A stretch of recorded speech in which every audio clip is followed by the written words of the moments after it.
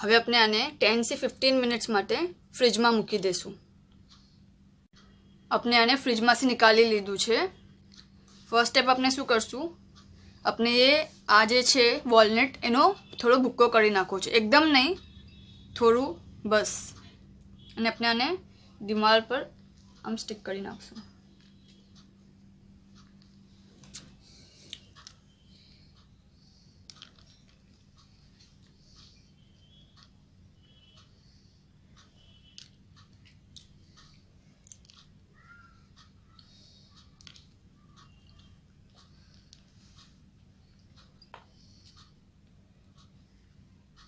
થોડું પ્રેસ કરશું તો બરાબર ચિપકી જશે।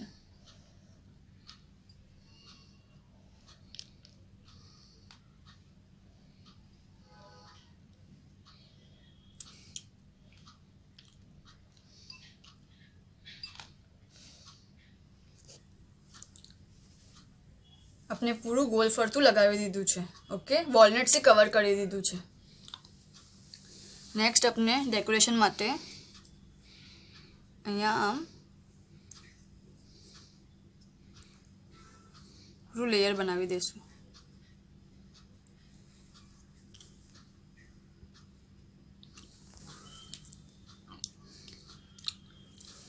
ઓકે, અને થોડું સેન્ટરમાં આ સ્પ્રેડ કરી દઈશું।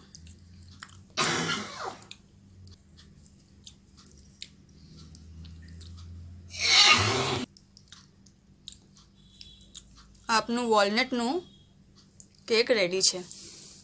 ઓકે, શુક્રન।